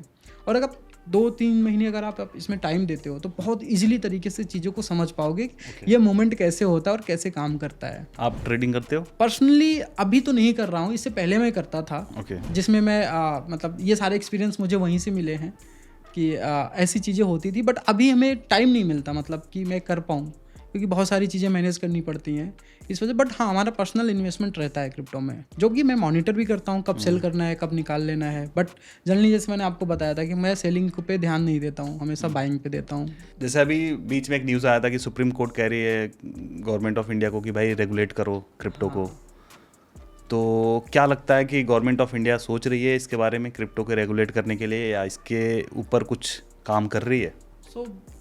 अगर पब्लिकली देखेंगे आप ना तो बहुत सारी न्यूज़ चल रही है जिसमें गवर्नमेंट ऑफ इंडिया इस पे डिस्कशन पेपर लाने वाली है, जो अभी जुलाई चल रहा है। तो जुलाई के एंड तक या अगस्त के फर्स्ट वीक तक डिस्कशन पेपर रिलीज होगा, जिसमें सारी चीज़ें क्लियर होंगी कि गवर्नमेंट इसको कैसे रेगुलेट करने वाली है, कब कैसी पॉलिसीज़ बनने वाली हैं, कौन सी अथॉरिटीज़ इसको कंट्रोल करने वाली है, ये सारी चीज़ें आने वाली हैं। तो गवर्नमेंट इसको पहले क्या था, पहले एक डिफरेंट वे चलता था कि लोग या गवर्नमेंट बोलती थी बैन करो, इवन कई सारे न्यूज़ आर्टिकल होते थे कि बिटकॉइन बैन हो रहा है या बिटकॉइन जीरो होने वाला है समथिंग। बट आज की डेट में चीज़ें चेंज हो चुकी हैं। आज गवर्नमेंट इस पे डिस्कशन पेपर पे बात कर रही है, रेगुलेशंस पे बात कर रही है। तो धीरे धीरे आने वाले टाइम पे ये रेगुलेट ही होगा, ये तो होने वाला है, ये तो क्लियर है, क्योंकि आप बड़ी कंट्रीज देखो लाइक अमेरिका या अदर, तो सब रेगुलेट कर रहे हैं, राइट। अभी इसके क्रिप्टो जो है ये ग्लोबल एसेट्स है, ऐसा तो है नहीं सिर्फ इंडिया का है। तो लाइक गोल्ड है या अदर है, इन सब की भी तो पॉलिसीज़ है, ग्लोबली लोग इसमें इन्वेस्टमेंट कर रहे हैं, सब कुछ ठीक ढंग से चल रहा है क्योंकि रेगुलेशंस है। इसी तरह से क्रिप्टो के भी ग्लोबली रेगुलेशंस की भी बात चल रही है, इंडिया में भी और ग्लोबली भी चल रही है। कई सारी कंट्रीज़ तो रेगुलेट कर चुकी हैं और कई सारी कंट्रीज़ प्लान कर रही हैं, कई सारी कंट्रीज़ तो स्टार्ट कर दी हैं। मतलब जैसे आप देखो यूरोप में देखो, तो यूरोप में रेगुलेटेड है, आपको माइका लाइसेंस लेना होता है अगर आपको बिजनेस करना है तो, और उसमें सारी चीज़ें टर्म्स मेंशन है कि कैसे आप काम कर सकते हो, कैसे आप बाई कर सकते हो। इवन माइका में तो ऐसे जैसे वीज़ा और मास्टर कार्ड, इनकी क्रिप्टो कंपनीज के साथ पार्टनरशिप है। अच्छा। कि आपके पास क्रिप्टो है, मान लो आपके पास में $10,000 की क्रिप्टो है, आप वीज़ा को बोलोगे, वीज़ा आपको कार्ड इशू करके दे देगा और वो क्रिप्टो उसमें डाल देगा, आप दुनिया में कहीं भी जाओ खर्च करो। तो ऐसी चीज़ें चल रही हैं मतलब ओवर वर्ल्ड में। इंडिया में अगर हम बात करें तो इंडिया में लगभग चीज़ें सेटअप हैं, रेगुलेशंस तो आएगा ही आएगा, और गवर्नमेंट ने ऑलरेडी टैक्स इंपोज कर दिया है। आप देखें तो 30% टैक्स आपको कैपिटल गेन पे देना है। टैक्स लेने में तो पहले है गवर्नमेंट, पहले है। तो एक्चुअली देखो होता क्या है ना सर कि टैक्स अगर किसी चीज़ पे ले रही है गवर्नमेंट तो दैट मीन्स उसको रेगुलेट तो करेगी। अगर गवर्नमेंट को इनलीगल लगता कि ये इनलीगल है, बैन करना चाहिए, लाइक क्राइम, ड्रग्स, ये सब चीज़ें तो इनलीगल है, इस पे गवर्नमेंट कोई टैक्स नहीं लेती है, क्योंकि उनको गवर्नमेंट को पता है कि इस पे टैक्स वो ले नहीं सकती, उसको बैन ही करना है। बट अगर टैक्स गवर्नमेंट क्रिप्टो पे ले रही है दैट मीन्स कि ये रेगुलेट होगा, थोड़ा टाइम सूनर और लेटर, बट होगा ज़रूर। अच्छा, लोगों का भी एक क्वेश्चन है, बहुत सारे लोग मेरे को तो कई लोग डीएम करते हैं कि INR में हम कैसे डिपॉजिट करके क्रिप्टो खरीद सकते हैं। हाँ। जो बाहर के एक्सचेंज है उसमें तो डॉलर में ही करना होता है, राइट। तो जैसे आपने सन क्रिप्टो में है कि आप INR में डिपॉजिट करके आप क्रिप्टो बाई कर सकते हो, है ना। सो ये है कि आप बाहर के एक्सचेंजेस को यूज़ कर रहे हैं तो सबसे बड़ी प्रॉब्लम होती है वो डायरेक्ट INR सपोर्ट नहीं करते हैं, और अगर आप INR डिपॉजिट भी कर रहे हो किसी P2P के थ्रू, तो वहाँ पे रिस्क होता है। अगर आपने किसी अननोन पर्सन को INR भेज दिया और वो आपको क्रिप्टो भेज दिया, तो इसमें क्या होता है कि कई बार सामने वाला पर्सन इलीगल एक्टिविटी में इन्वॉल्व होता है। ऐसे बहुत सारे आप केसेस देखेंगे कि कोई P2P ट्रांजेक्शन किया, उसके बैंक अकाउंट फ्रीज हो गए क्योंकि उसको भी नहीं पता है वो पैसा कहाँ से आ रहा है। बट अगर आप एक्सचेंज के थ्रू जाते हो, लाइक सन क्रिप्टो पे अगर आप आके ट्रेड करते हो, तो पता है कि ये सारी चीज़ें रेगुलेटेड वे में है, हम सारी रिकॉर्ड्स हमारे पास में है, सारी चीज़ें हमारे पास में है। तो अगर आपको बाई करना है, क्रिप्टो करेंसी में ट्रेड करना है, तो विद इन 2 सेकंड्स 3 सेकंड्स के अंदर सारी चीज़ें हो जाती हैं। आप जैसे आज किसी भी फ़ोन पे से किसी को पैसे ट्रांसफ़र करते हो, वैसे आप डिपॉजिट करोगे, डिपॉजिट करने के बाद में 2 क्लिक में आप बिटकॉइन बाई कर सकते हो, सेल कर सकते हो, और जब चाहो तब पैसे को तुरंत आपके अकाउंट में निकाल भी सकते हो। एक और चीज़ आपने बोला कि इलीगल एक्टिविटीज़ की वजह से अकाउंट बैन हो जाता है। हाँ। तो लोग ये भी मानते हैं कि क्रिप्टो का यूज़ इन सब चीज़ों में भी किया जा रहा है, फिरौती के लिए या गलत चीज़ों के लिए, फंड करने के लिए इसका यूज़ किया जाए ताकि कोई ट्रेस ना कर पाए, है ना? तो इस पे क्या कहना चाहेंगे इस पे मैं ये बोलना चाहूँगा कि ये एक मिथ है, होती हैं चीज़ें, एक्सेप्ट करता हूँ ये चीज़ें हो रही हैं। और अगर आप कैश की बात करो तो आज के डेट में कैश में भी बहुत बड़े बड़े धांधले चल रहे हैं, मतलब इनलीगल चीज़ों में कैश तो यूज़ किया जा रहा है। आप चाहे घूस की बात कर लो या किसी अदर चीज़ों में, तो कैश यूज़ होता है, कैश चलता है, राइट। लेकिन अगर आप बिटकॉइंस को अगर कोई यूज़ कर रहा है तो आज नहीं तो कल वो रिकॉर्ड में आ सकता है, क्योंकि आज अगर आपने एक बिटकॉइन किसी को दिया इलीगल काम के लिए, उसने रिसीव किया, राइट, तो ये जो ट्रांजेक्शन्स है ये रिकॉर्ड जिंदगी भर पड़ा रहेगा ब्लॉकचेन्स में। इसको आप चाहकर भी कोई चेंज और मिटा नहीं सकता। एड्रेस तो पता चल ही जाएगा, एड्रेस तो पता चल किसके जाएगा। बीच हुआ है। आप सपोज मान लो हमने किसी को एक बिटकॉइन दिया, वो किसी और को दिया, उसने किसी और को दिया, फाइनल जाके किसी एक्सचेंज या कहीं पे जाके तो मिला, तो वहां से तो सोर्स पता चल गया ना, ब्लॉकचेन की वजह से पता चल जाएगा, ट्रेस हो सकती हैं चीजें। तो अभी इन सब चीज़ों पे एक पॉलिसीज और ये टूल्स आ चुके हैं कि ऐसा नहीं है कि कोई गलत काम कर रहा है तो उसको पकड़ा नहीं जा सकता है। इवन आप देखोगे अभी 2 दिन पहले की न्यूज़ है, कोई एक पर्सन था जो कि ड्रग्स बेचता था इंडिया में, वो भी क्रिप्टो एक्सेप्ट करता था, और उसकी 70 लाख की क्रिप्टो करेंसी ईडी ने सीज किया है अभी। अच्छा, तो ये ट्रेसेबल है, जबकि अगर वो कैश में करता तो कोई नहीं सीज कर सकता था, बट क्रिप्टो में किया तो वो पकड़ा गया। तो ये चीज़ें हैं, बट थोड़ी सी रेगुलेशंस और गाइडलाइंस की कमी है, अदरवाइज सारी चीज़ें को रोका जा सकता है, ऐसा है नहीं। तो आपको क्या लगता है कि जब गवर्नमेंट रेगुलेट करेगी या फिर कुछ प्रॉपर गाइडलाइन लेके आएगी अपने इंडिया में, तो इससे क्रिप्टो मार्केट बूम करेगा? सो देखो, ओवरऑल अगर इंडिया में कोई पॉजिटिव डेवलपमेंट हो रही ना, उससे ग्लोबली बहुत ज़्यादा इम्पैक्ट नहीं आएगा, कुछ तो आएगा। मतलब ऐसा नहीं है कि ओवरऑल मार्केट हिल जाए, ऐसा नहीं है, क्योंकि इंडिया में ही नहीं बल्कि जो पूरा वर्ल्ड है ना, उन सब के पैसे क्रिप्टो करेंसीज में लगे हुए हैं। इंडिया में एक चीज़ पॉजिटिव डेवलपमेंट होने से ये फ़ायदा रहेगा कि लोगों को एक एक्सेस मिल जाएगा, थोड़ा बहुत मोमेंट होगा मार्केट में, थोड़ी बहुत। एक क्वेश्चन यहाँ पे आता है, जैसे आपने कहा कि इतना फर्क नहीं आएगा, लेकिन मुझे जहाँ तक पता है कि एक टाइम पे इंडिया में सबसे ज़्यादा यूजर थे, पूरे वर्ल्ड में सबसे ज़्यादा यूजर इंडिया से थे। वो वजीरेक्स के टाइम पे जब ये फ्रॉड हुआ या फिर जो स्कैम हुआ, उसके बाद से कम हो गए। हाँ, राइट। इतने ज़्यादा यूजर पे भी कोई इफेक्ट नहीं पड़ेगा? नहीं पड़ता है। रीज़न मैं आपको बताता हूँ कि जैसे यूजर तो इंडिया में बहुत ज़्यादा है, अमाउंट कम होगा, अमाउंट बहुत कम है। Okay. जैसे आज इंडिया में जितनी टोटल होल्डिंग्स हो रही होगी, उसका इक्वल अगर आप देखोगे या 50% आप देख लोगे तो अमेरिका की एक कंपनी बाई कर रखी है। ब्लैक रॉक का आपने नाम सुना होगा, जो जियो के साथ पार्टनरशिप किया है। ब्लैक रॉक अमेरिका में ETF बेच रहा है, क्रिप्टो और बिटकॉइंस की ETF, राइट। सो वहाँ पे उसके पास भी लाखों बिटकॉइंस हैं। माइक्रो स्ट्रेटजी के पास 5 to 6 लाख बिटकॉइन है। इतनी बड़ी बड़ी नंबर्स में बिटकॉइंस ऑलरेडी वो रखे हुए हैं, राइट। सो अगर मार्केट में कुछ मोमेंट होती भी है तो वो उनके थ्रू होगी, क्योंकि वो उनके पास इतनी बड़ी सप्लाई जो होल्ड कर रहे हैं मार्केट की टोटल, वो पैसा उनके पास में है। इंडिया में पॉजिटिव डेवलपमेंट होगा तो इसका इम्पैक्ट पड़ेगा, मतलब इंडिया के लोगों पे पड़ेगा, इंडिया के इन्वायरमेंट में पड़ेगा। बहुत सारे जो कंपनीज, आज इंडिया का टैलेंट बाहर जाता है। आपने पॉलीगॉन का नाम सुना, कई सारे इंडियन डेवलपर्स हैं जिनको बहुत सारी चीज़ों की इन्फॉर्मेशन है, नॉलेज है। वो इंडिया से बाहर दुबई, अमेरिका या सिंगापुर जाके कंपनी बना के वहाँ से बिजनेस कर रहे हैं, क्रिप्टो के बिजनेस।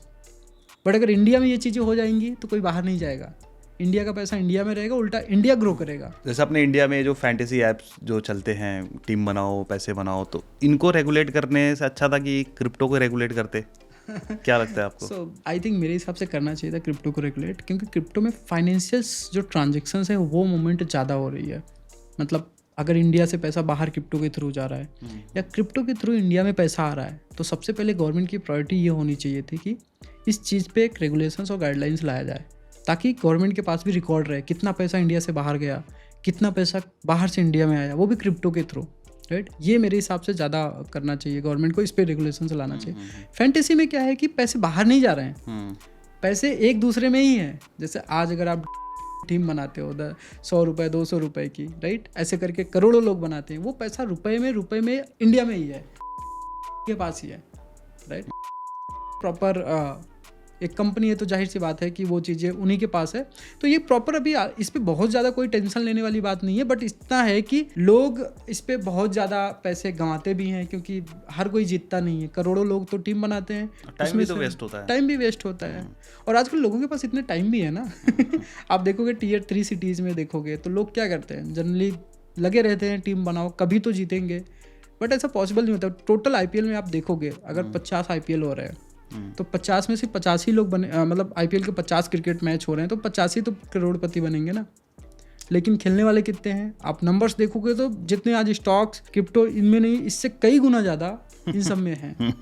सही बात है। तो एक चीज़ बताइए, जैसे कि चलो टीम तो लोग 50 रुपये 100 रुपये में बना लेते हैं, तो क्या क्रिप्टो भी हम 50-100 रुपये से बाई कर सकते हैं? मिनिमम कितना हमें चाहिए? राइट। सो अभी के टाइम पे अलग अलग प्लेटफॉर्म अलग अलग चीज़ें ऑफर कर रहे हैं। जैसे सन क्रिप्टो पे मिनिमम 100 रुपये से आप बाई कर सकते हो। ओके। इवन SIP भी आप 100 रुपये से कर सकते हो, बट हम लोग ट्राई कर रहे हैं इसको और भी इजी करने के लिए 10 रुपये तक लाएं। अच्छा। क्योंकि आप अगर देखो कि बिटकॉइन की कीमत 1 करोड़ है, तो अगर आप 10 रुपये का बाई करोगे तो 0.000 करके काफ़ी पॉइंट में काफ़ी चला आएगा। तो वो एक चैलेंज होता है, बट आई थिंक इतना ज़्यादा कोई इशू नहीं है। जैसे भी 100 रुपये पे हम ऑफर कर रहे हैं, वो 10 रुपये पे भी हम कर सकते हैं, और हम ट्राई कर रहे हैं इसको कैसे किया जा सकता है, क्योंकि 10 रुपये एक छोटी क्वांटिटी हो जाती है। मतलब अगर हम बिटकॉइन के फॉर्म में देखें तो कई बार जीरो होंगे, उसके बाद कुछ नंबर आएगा। कई बार पता चलेगा भाई जीरो ही बाई हुआ है क्या। लोगों मतलब अगर हमारे 3-4 डिजिट रखे तो जीरो ही दिखेगा, जीरो दिखेगा। 4 डिजिट तक तो आपको जीरो ही दिखने वाला है, तो लोगों को भी समझ में नहीं आएगा कि बाई भी हुआ या फिर ऐसे ही हो गया। तो वो चीज़ें का चैलेंज है। बाकी ट्राई कर रहे हैं हम इसको करने का, बट इंडिया में 100 रुपये से आप इजीली कर सकते हो बाई सेल।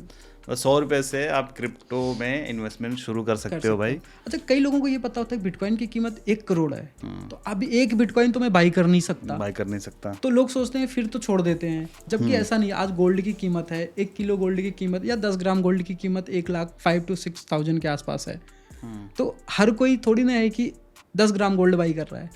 किसी को अगर 10,000 इवन 1,000 रुपये का भी चाहिए तो भी बाई हो जाता है, क्योंकि वो पार्ट्स में बाई होते हैं। बिल्कुल। तो सेम ऐसा बिटकॉइन है कि अगर आपको लगता है 1 करोड़ कीमत है बिटकॉइन की, तो ऐसा नहीं है कि आप 1 करोड़ का पूरा एक बिटकॉइन बाई करो, आप पार्ट्स में बाई करो, आप ले सकते हो। राइट। सो वो ऑप्शन। तो एक चीज़ बताइए, मान के चलिए किसी के पास 1,000 रुपये पर महीने इन्वेस्ट करने को है, हाँ, तो किन किन कॉइन्स में उसको इन्वेस्ट करना चाहिए? 1,000 रुपये को डिस्ट्रीब्यूट करिए आप। मेरे हिसाब से अगर 1,000 रुपये उसका इन्वेस्टमेंट का प्लान है तो टॉप की करेंसीज में ही जाए। लाइक बिटकॉइन में वो 50% डाल दे या 40 डाल दे, इथीरियम में वो 40 के आसपास डाल दे, लगभग 40 कर सकता है अकॉर्डिंग टू उसके इन्वेस्टमेंट पे कि वो उसका टारगेट क्या है। क्योंकि कई लोगों का टारगेट होता है मुझे एक अच्छी रिटर्न चाहिए, तो छोटे कॉइन्स में आप ज़्यादा डालोगे क्योंकि वो रिटर्न्स आपको ज़्यादा दे सकते हैं, रिस्क भी उतना ही रहेगा, रिस्क उतना रहता है। जैसे यंग एज में क्या होता है कि जैसे कोई रिटायर्ड पर्सन है वो ज़्यादातर लो रिस्क वाले में जाता है, क्योंकि उसको हाई रिस्क वाले में ज़्यादा पसंद नहीं होता, क्योंकि उसकी रिटायरमेंट का टाइम होता है। बट यंगेस्ट जो पीपल होते हैं उनको तो ले सकते हैं रिस्क ना, ऐसा कोई इशू नहीं है। तो वो इथीरियम, सोलाना, XRP इन सब में भी जा सकते हैं। बट मेरे हिसाब से अगर आपका 1,000 का इन्वेस्टमेंट का प्लान है तो उसका 40% एटलीस्ट बिटकॉइन में डालो, बाकी के 60% आप 2-3 कॉइन्स जो हैं उनमें डिवाइड कर सकते हो। ओके। और जो आपका प्लेटफॉर्म है सन क्रिप्टो, तो ये इन्वेस्टर फ्रेंडली है या फिर ट्रेडर फ्रेंडली है? किस तरह का प्लेटफॉर्म है ये टोटल दोनों के लिए बनाया गया है। एक तो हमारे पास में 2 चीज़ें हैं। आप इन्वेस्टर अगर हैं तो आप 2 चीज़ों में आ सकते हैं। एक तो आप लमसम बाई कर लो, कुछ भी बाई करना है, 10 लाख 20 लाख 10,000 जो भी है वो बाई कर लो। इवन अगर आप इन्वेस्टर हो, छोटे छोटे अमाउंट्स में लंबे समय के लिए बाई करना चाहते हो तो आप SIP स्टार्ट कर लो। तो ये हो गया इन्वेस्टर पर्पस से, जो बार बार बाई सेल नहीं करते हैं। अब अगर आप ट्रेडर हो या प्रो लेवल के हो तो उसके लिए आपके पास एक प्रो का फीचर्स मिलता है। अच्छा। जहाँ पे आप बाई कर सकते हो, मार्केट में डायरेक्ट एक्सेस ले सकते हो, बाई सेल बार बार कर सकते हो। इवन फ्यूचर एंड ऑप्शंस का भी ऑप्शन है हमारे पास में, तो आप फ्यूचर एंड ऑप्शंस में भी डील कर सकते हो। तो ये दोनों के लिए हमने बनाया है। फर्स्ट जब हमने लॉन्च किया था तो हमने इन्वेस्टर्स एंड नए यूजर्स के लिए बनाया था। अब साथ ही साथ क्योंकि नया यूजर हमेशा नया नहीं रहता, 1-2 साल आने के बाद में वो प्रो हो जाता है, तो उसके लिए भी तो हमें फीचर्स देने थे, तो वो दोनों फीचर्स हमारे पास अवेलेबल हैं। बढ़िया बढ़िया। अच्छा एक चीज़ और बताइए, जैसे वजीरेक्स जब हैक हुआ था तो एग्जांपल के लिए यूजुअली जब स्टॉक मार्केट में हम पैसे डालते हैं तो एक तो होता है हमने स्टॉक खरीद लिए, एक होता है हमने डीमैट में ही पैसे रखे हुए हैं। हाँ। तो एग्जांपल के लिए जैसे मैं मान के चलिए ट्रेड कर रहा हूँ सन क्रिप्टो में, और आपके एक्सचेंज पे आपके उसमें पैसे मैंने डाले हुए हैं कि मैं ट्रेड करूँगा, हाँ। वो मेरे वॉलेट में पड़ा हुआ है। अब बाई चांस भगवान ना करे सन क्रिप्टो को कुछ हो जाता है तो वो जो एक्सचेंज में जो पैसा पड़ा है ये भी खत्म हो जाएगा, या फिर जो मेरी होल्डिंग से बस उसी पे दिक्कत आएगी? नहीं, पैसा तो खत्म नहीं होता है, हम्म, पैसा तो बैंक में पड़ा है ना। पैसे जो भी आपके, मान लो आपके पास 1 लाख जो ट्रेड करने के लिए मैंने रखा हुआ है वो हाँ, तो बैंक में वो है बैंक में है, वो कभी इफेक्टेड नहीं होता है। इवन जो क्रिप्टो करेंसीज होती हैं वो भी पूरी क्रिप्टो करेंसीज कभी इफेक्टेड नहीं होती, कुछ पार्ट में, कुछ पार्ट्स, जैसे मैंने आपको बताया कि हम लोग होल्डिंग्स का 2-2.5% से ज्यादा किसी भी एड्रेस पे नहीं रखते हैं, तो अगर कभी कुछ इम्पैक्ट होता है तो कोई एक क्रिप्टो करेंसी का कुछ पार्ट्स इम्पैक्टेड होगा, जो कि इजीली एक्सचेंजेस के लिए कोई बड़ी बात नहीं होती वो रिकवर करना। मतलब अगर एक ही एड्रेस पे होता तो ज़्यादा बड़ा तो ज़्यादा हो जाता है, क्योंकि जैसे आपने देखा होगा इस केस में, रिसेंट वाले केस में, कि 40% से ज़्यादा क्रिप्टो करेंसी एक ही एड्रेसेस पे थी जो कि एक साथ गायब हुई है। तो ये सारी चीज़ें होती हैं, मतलब आई थिंक ओवरऑल ओके है। बढ़िया बढ़िया sir, thank you so much, आपने इतना कुछ बताया डिटेल में, एंड आई होप कि अगर ऑडियंस ने यहाँ तक देखा है तो भाई काफ़ी कुछ सीखने तो मिला ही होगा। और जो भी चीज़ें आपने सीखी, नई चीज़ें सीखी, तो कमेंट में ज़रूर बताना कि आपको क्या पसंद आया, क्या अच्छा लगा, और चेकआउट जरूर करें सन क्रिप्टो। काफ़ी सही प्लेटफॉर्म है, इंडियन प्लेटफॉर्म है, FIU रजिस्टर्ड है ना सर? तो आप इस पर ट्रस्ट कर सकते हैं और अपनी क्रिप्टो जर्नी की शुरुआत कर सकते हैं। तो सर जाते जाते पॉडकास्ट के एंड में कुछ गोल्डन एडवाइस आपकी तरफ से हो जाए। काफ़ी आप यंग हैं और इतना आप मचा रहे हैं, तो बहुत अच्छा लग रहा है आपके साथ बैठ के, तो मेरी ऑडियंस को अगर आप कुछ शेयर करना चाहें। सो गोल्डन एडवाइस में मैं ये बोलना चाहूँगा कि जो लोग आज सोच रहे हैं ना कि क्रिप्टो करेंसी में इन्वेस्टमेंट करें या ना करें, राइट, आज से कुछ साल पहले, मतलब आप 2015 की बात कर लो, 2017 की बात कर लो, वहाँ पे भी बहुत सारे लोग ये सोच रहे थे कि बिटकॉइन की कीमत तो बहुत बढ़ चुकी है, इवन $200 से $2000 आ चुकी है, $10,000 आ चुकी है, अब करें या ना करें। जिन्होंने भी वो मिस किया, आज आप किसी से भी पूछना, जिसने भी सोचा था डालने के लिए पैसे, लगाने के लिए पैसे, इन्वेस्टमेंट करने के लिए, बट उन्होंने आज नहीं किया, तो आज वो बहुत बड़े मतलब रिग्रेट कर रहे होंगे कि हमने क्यों नहीं किया। सो आज अगर आप देख रहे हो कि क्रिप्टो करेंसी या बिटकॉइन की प्राइस $1 लाख है, तो आप ये मत सोचो कि ये $1 लाख है, ये कुछ दिनों में शायद ये $2.5 लाख भी चल जाए, इवन 70 भी आ जाए, क्योंकि नीचे आएगी मार्केट। तो आप अपने जो फाइनेंशियल प्लान है ना, उसमें बिटकॉइंस को ज़रूर आप ऐड करो। आप अगर आपका 100 इन्वेस्टमेंट के लिए आपका 100% कुछ भी अमाउंट है, 10,000 है, आप उसमें से 4,000 रुपये आप यूज़ करते हो रियल इस्टेट में, 2,000 गोल्ड में, 1,000 स्टॉक्स में, तो एटलीस्ट 500 या 1,000 रुपये आप क्रिप्टो में भी रखो। क्योंकि अगर आप इस एसेट्स क्लास को मिस कर रहे हो तो आज नहीं तो कल आपको इस चीज़ का रिग्रेट होगा। तो मेरा यही रहेगा कि आप ट्राई नहीं किए हो तो एटलीस्ट ट्राई करो, एक छोटे अमाउंट से, बट क्रिप्टो को मिस मत करो। क्योंकि जिन्होंने भी स्टॉक को मिस किया स्टार्टिंग में, आज वो रिग्रेट करते हैं। जिन्होंने गोल्ड पहले बाई किया नहीं किया, आज वो रिग्रेट कर रहे हैं। तो आज अगर आप बिटकॉइन को मिस कर रहे हो तो कुछ सालों बाद आपको भी ये रिग्रेट होगा। सही बात। कि हमने क्यों छोड़ दिया वो मौका। तो मेरे हिसाब से यही रहेगा, बाकी शुरुआत कर सकते हैं 100 रुपये से। Thank you so much Umesh ji, बहुत अच्छा लगा आपके साथ बात करके। तो दोस्तों उम्मीद है कि आपको आज का पॉडकास्ट अच्छा लगा तो भाई इसको शेयर करो, फैला दो और लोगों को अवेयर करो भाई कि क्रिप्टो बहुत सही चीज़ है, इसको समझना ज़रूरी है। जो लोग नहीं समझते हैं और फिर किसी की बातों में आके कहीं इधर उधर इन्वेस्ट कर देते हैं और फिर लॉस हो जाता है, फिर कहते हैं क्रिप्टो बेकार है। तो भाई इस चीज़ को शेयर करो, फैमिली फ्रेंड्स सबको शेयर करो। और अगर आप पहली बार आए हो चैनल पर तो चैनल को सब्सक्राइब किए बिना मत जाना, क्योंकि हम यहाँ पर ऐसे ही इंस्पायरिंग लोगों को बुलाते रहते हैं। तो दोस्तों फिलहाल के लिए इस वीडियो में इतना ही, मिलते हैं किसी और धमाकेदार एपिसोड में। तब तक के लिए आप जहाँ भी रहो मचाते रहो।